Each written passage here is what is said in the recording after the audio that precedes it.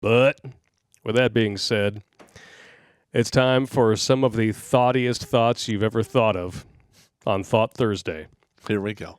This is one of, I will freely admit that this is well written, and it should be, because the author has a doctorate, she's a lawyer, and a journalist.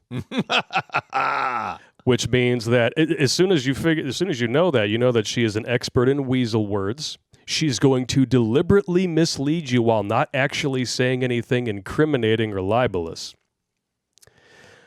But she's completely 1,000% full of shit. Here we go. This is an opinion piece from CNN by Jill Filipovic. The problem with all this talk about two-parent privilege, this really should have been called, I'm blaming the falling marriage rates on conservatives. Change my mind. So they're calling having a two-parent household a privilege. Well, we already know that's bullshit. First of all... we know that really it's not a two-parent privilege. It's a father privilege. Yeah, well, we know that because of the stream we just did on single dads. It's not a father privilege. It's a father benefit. Yeah, father benefit, exactly. A privilege is something you give someone for whatever. Yeah. If you want to get married and stay married, it's not a privilege. Most of the time, it fucking sucks. It's a lot of hard work to keep it.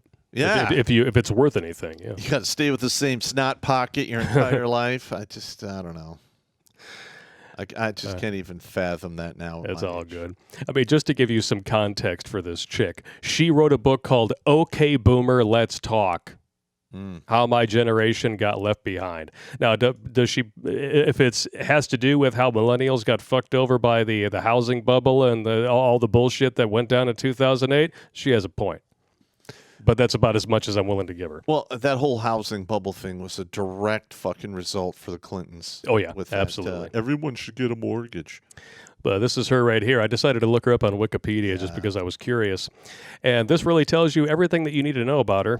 Originally from Seattle, Filipovic attended Shorewood High School. She earned a Bachelor's of Arts in Journalism and Politics and a minor in Gender and Sexuality Studies. So that's socialist communist indoctrination. Exactly. Okay. Prior to, and she's got a Juris Doctor from New York University School of Law, so she is a lawyer.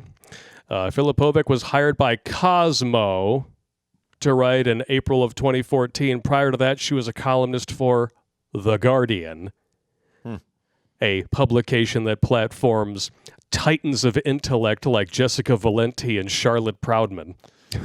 Yeah, I really enjoyed ripping Proudman apart. Oh, she's made herself even more of a laughing stock by sticking up for Amber Heard. Yep. She Amber Hearded her own career with that one. She has written articles and essays for the New York Times, Washington Post, Time, CNN, and has authored 2 books, The H-Spot, The Feminist Pursuit of Happiness, which you're never going to find because you're a feminist, and the OK Boomer book that I already talked about. Well, there are probably some women out there who can, live the hermit lifestyle, be the boss babe, and be happy. Very few. But that is not a majority. It is a rare exception. It is the exception, not the rule. It's just like men. Very few men can actually live the life of an actual hermit. Are we ready for a surgical dissection? Let's do this. Of this meat and potatoes propaganda? Here we go. A new book by economist Melissa Kearney makes a readily apparent but still provocative argument. Children raised by 2 married parents do better than children raised by single parents. Objectively true.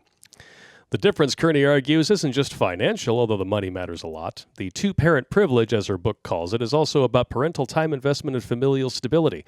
The problem with the point she makes, and with the firestorm of discussion it's touched off on the left and the right, is that there are many things that are statistically better for us. Name one. Yeah. But if those...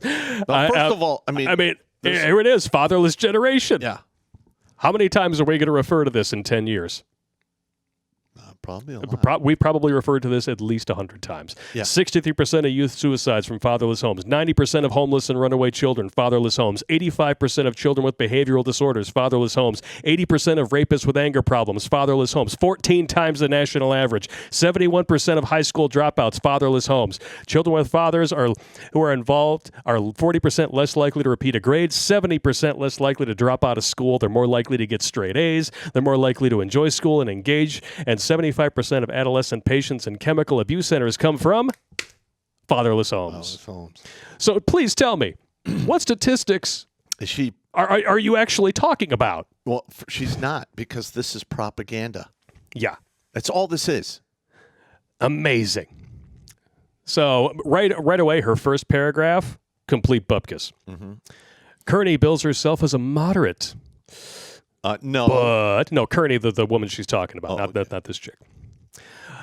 Her argument is being taken up by a great many conservatives who argue that her findings, which are robustly supported by the data, wow, that sounds like an admission that you are full of shit, demonstrate that liberal mores around family formation have destroyed the nuclear family and left children worse off. Again, objectively true. It is. And we have tons of sources to completely destroy this chick. What about the kids that grow up in the single father home? Yeah, they do just fine. I believe that they do not skew as negativity as the single mother home, if I believe.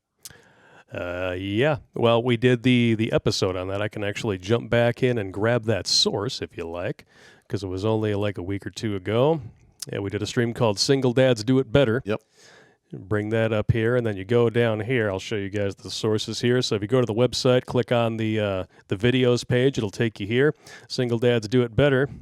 And then you go down here, Single Mother Statistics, Fatherless Generation. Here it is, Truth About Single Fathers. There you go.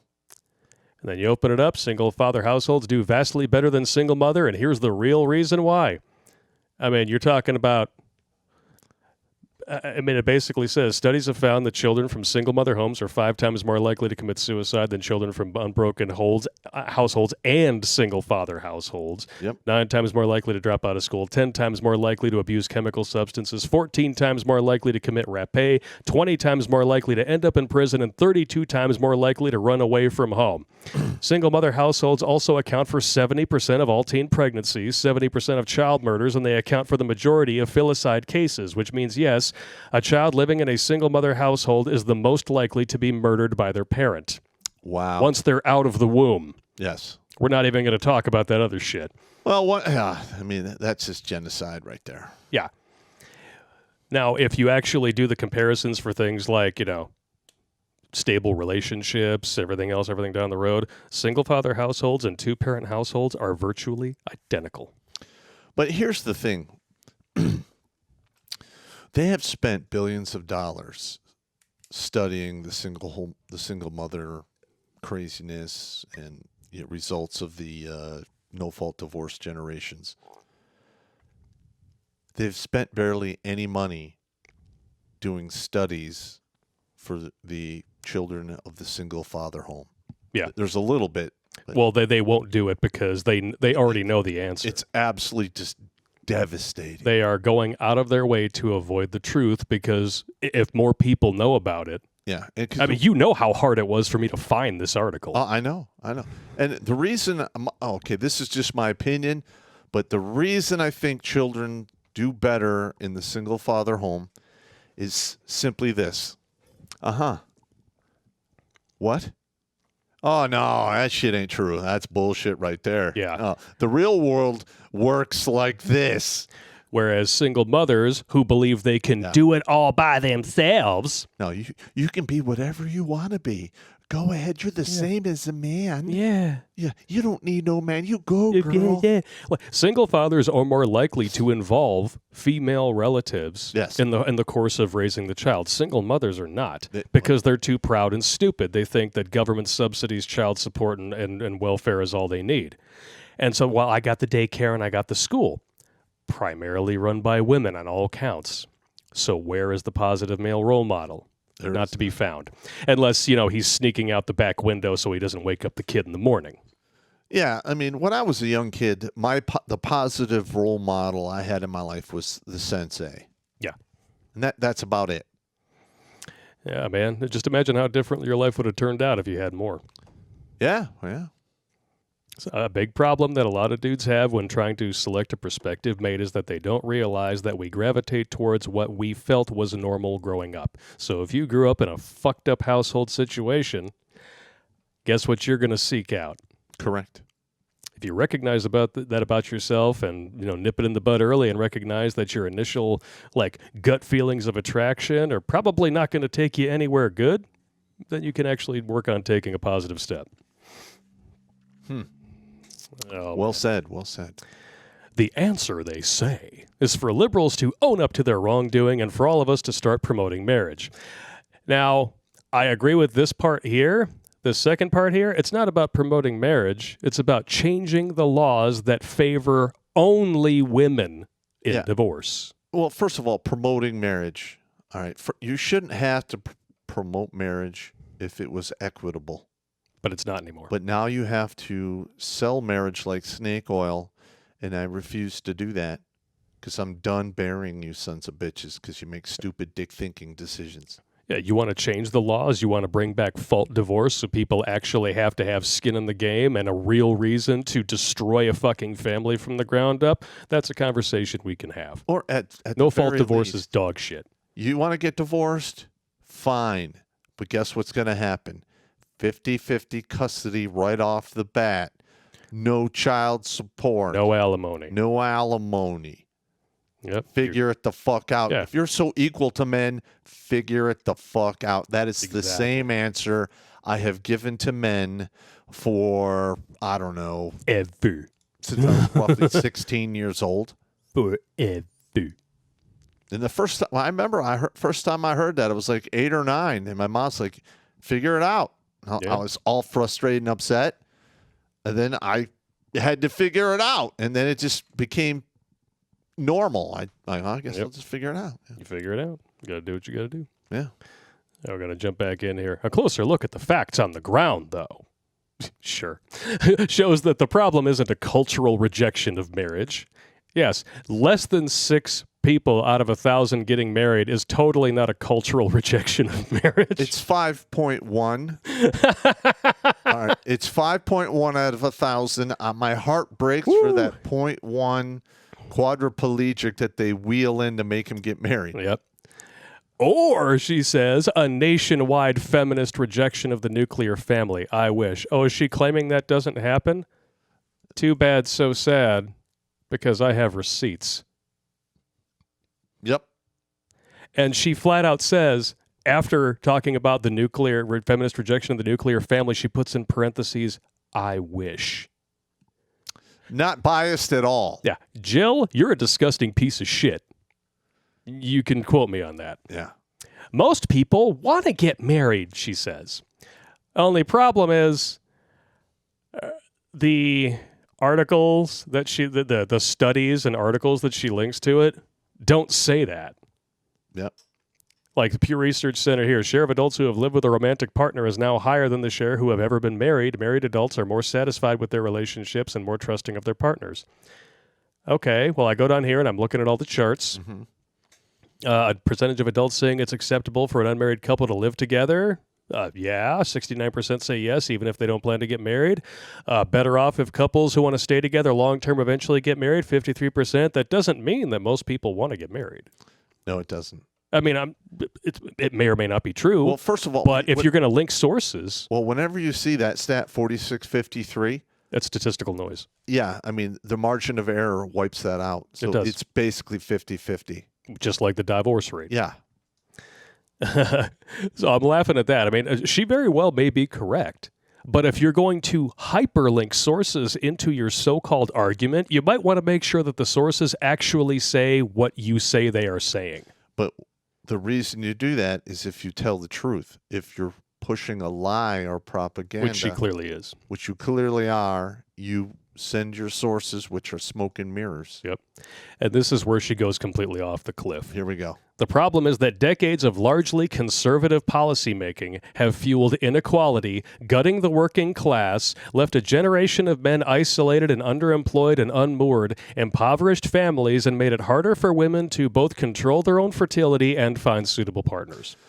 All right, so that what she says there about controlling their own fertility, that is absolute bullshit. It is.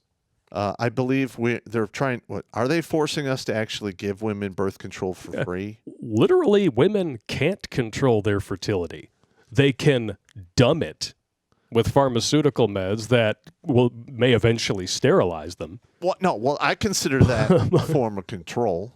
It is a form of control, but really, you're just tricking your body into thinking that it's pregnant. You are, but the thing is she's making a statement that because women can't control their own fertility, it's somehow damaging. Yeah, women have all the reproductive rights. Men have none. Yeah, it's absolutely correct. They have the AAA option: abandon, abort, or adopt. Yep. Then all we have is run or pay. That's it. Yep. And I find it hilarious that she's trying to basically pin this entire situation on conservatives when it's really the Democrats now who are the party of the wealthy, confirmed by IRS data. Yes. And we know this to be a fact just because we actually have eyes and we pay attention to numbers like inflation. Mm-hmm. I don't know, man. Like that. It's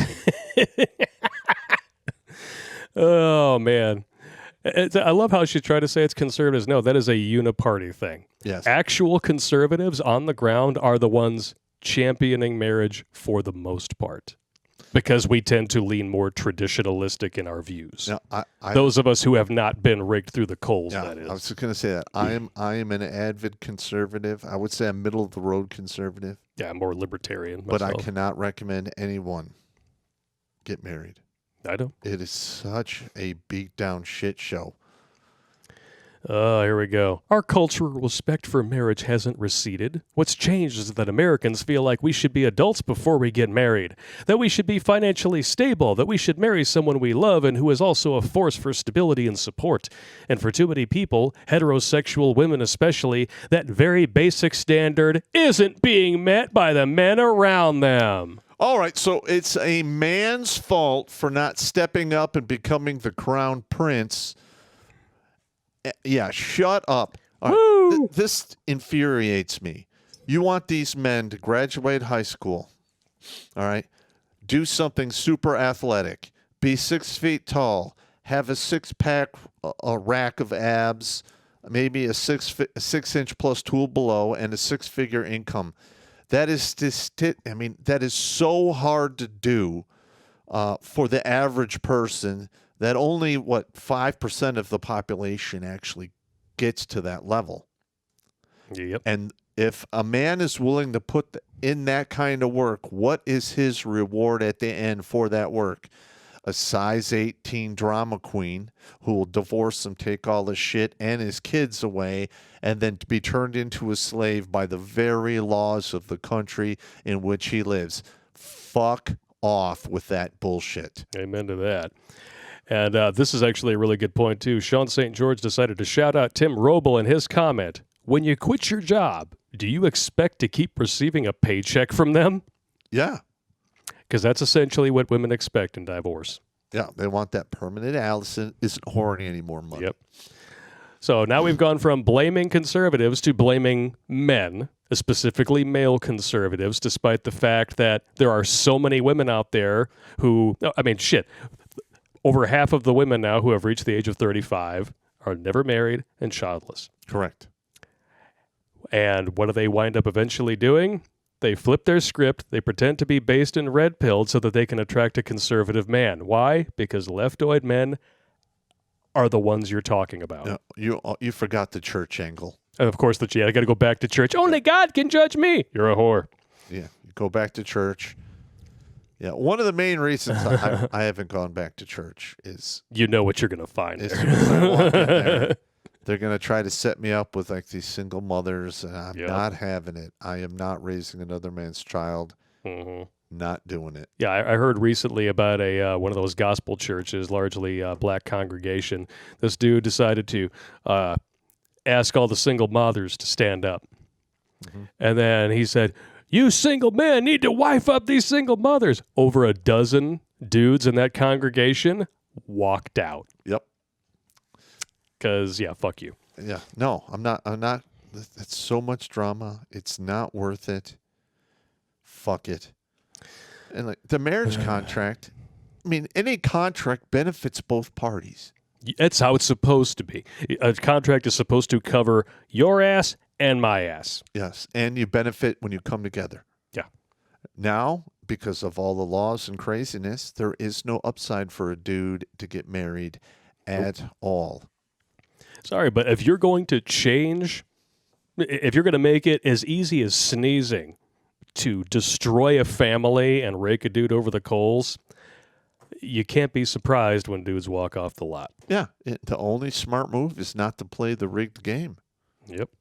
And now, of course, we can see that the pressure of that system that they weaponized against men is starting to finally, like the heat is getting turned up because we're not replacing ourselves. No, we're not. And they know it's their fault, but instead of just accepting that big government was the problem, they got to blame the guys who actually want smaller government, because that makes sense. Listen, I had a dream a couple months back that I actually had to go testify in front of the Congress. Oh, that's a good time. Because I'm a red pill, guy who spent over a decade making these videos. Yeah. And I just ripped them apart. It would be great. I would love to see that for real. Oh, yeah. And the GOP is at least partly to blame. All right, let's say I play your game for just 1 second. Explain this. The U.S. just added $275 billion to debt in one day this week. And it is on track to jump $1 trillion in 1 month.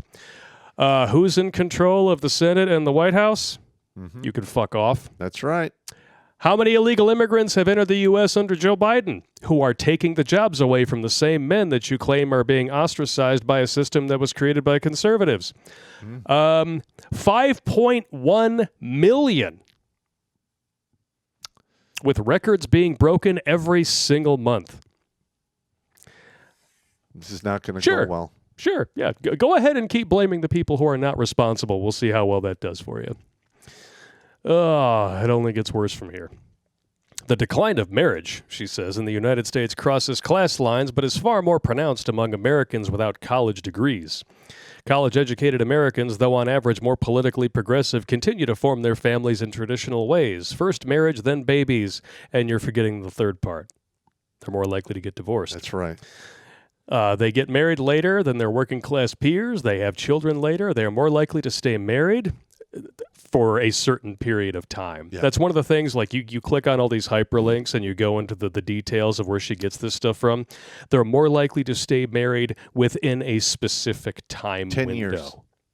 And then after that, done. Sorry. Yeah. I think normally marriages end within 7 years. If you are married to, in the upper levels, 7 year itch. Yeah. It's like 10 years to 11 years. 7, 13, 21, 24. Yeah. You can't escape that. 7, 13, 21, 24. I mean. Yeah. And these so-called progressive women are far more likely to file for divorce than traditional women. Yeah. And like everyone watching this show, when you hear your friends getting divorced, just ask a simple question. Hey, how long were you married? Oh, it started falling apart in like 6 years. You didn't make it past the first review. Oops. It happens. Now, if you stay married to a woman for 24 years plus and then you get divorced, show her no mercy. Yeah. Because it's a life and death thing now. There you go. Among poor American adults aged 18 to 55, just 26% are married. It's a very interesting window that she picked there, compared to more than half of middle and upper class adults, according to a 2017 research brief. It's interesting because the middle and upper classes now are very different than they used to be, thanks to Bidenomics. Click on that link. Where's it go? Let's take a look. Oh. Oh, okay. Loading. The marriage divide. How and why working class families are more fragile today. Well, it could be because working class families, especially if they're on the poorer side, they might be more likely to vote Democrat. Yeah. And Just a like thought. most women, like the average wage for a man is, I think, $45,000 to $55,000. Just to boot. You talk to the average woman, they're like, "That's not enough money." Mm-hmm. Okay, you just priced yourself out of the market. Shut up. There you go. And another thing, too, is that if you are that poor, can you afford a wedding? Probably not. You're probably living paycheck to paycheck trying to figure out where your next meal is going to come from. Especially now, thanks to Bidenomics. People taking out whole lines of credit just to pay for groceries.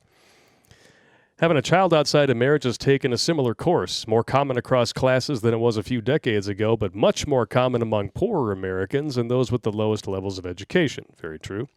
One Johns Hopkins sociologist found that between 2017 and 2018, 24.5% of college-educated women were unmarried when they birthed their first child, a radical increase from 1996 when just 4% were unmarried.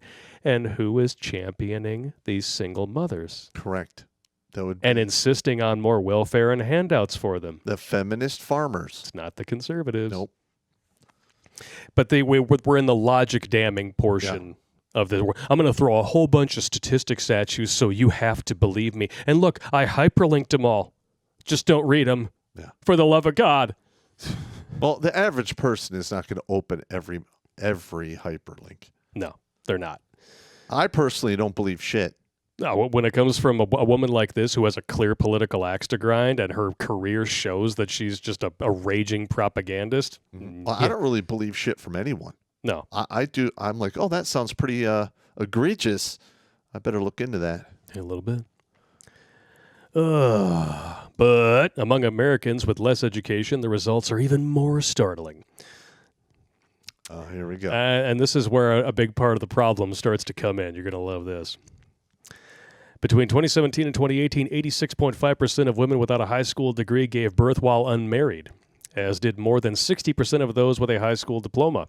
The numbers also reflect stark inequities among racial lines. Close to 3/4 of black mothers have a child outside of marriage, compared with 66% of American Indian Native Alaskans, 53% of Hispanics, 29% of whites, and 17% of Asian Americans and Pacific Islanders.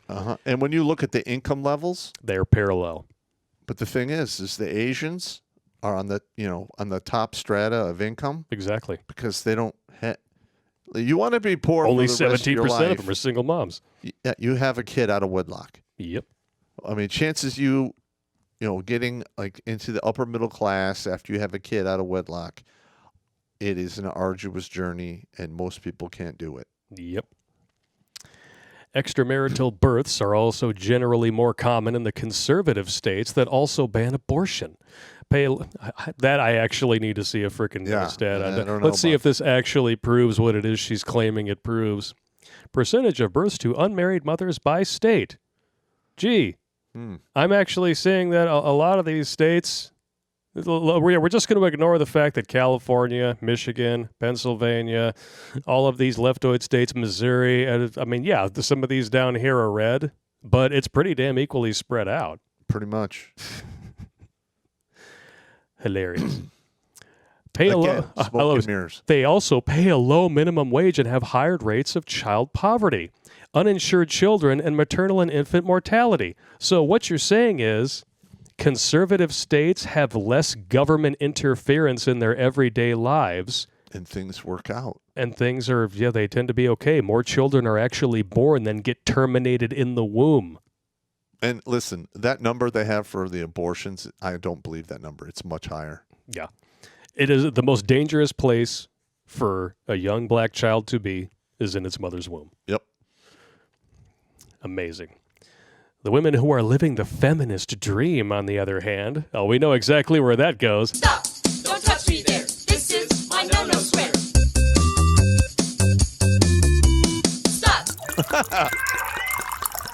Yeah, we know exactly where the feminist dream takes you. Who graduate from college, who wait to find love before getting married, who delay childbearing and focus on their careers, and who largely vote for Democrats. have lower rates of single parenthood and higher rates of marriage.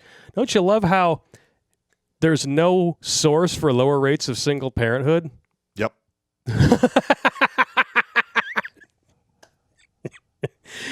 I mean, if you're going to make, blanket generalizations like this. At least have some stats. Yeah, they also have fewer children and have them later, but their children wind up better off. The ones that aren't down with the syndrome or born with autism because they're being born from spoiled eggs. Well, first of all, it doesn't matter what economic strata you're in. If you have a mother and father, the children will always do better. Yeah, without a doubt. It's hilarious. Money is, money is not the main thing. No, it's not. Watch Grunt Speak live every Tuesday and Thursday at 8 p.m. Eastern. And if you want to join Pop for Supporters Sundays, go to redonkulous.com/donate and make a monthly pledge. A link is in the Meat Gazer box.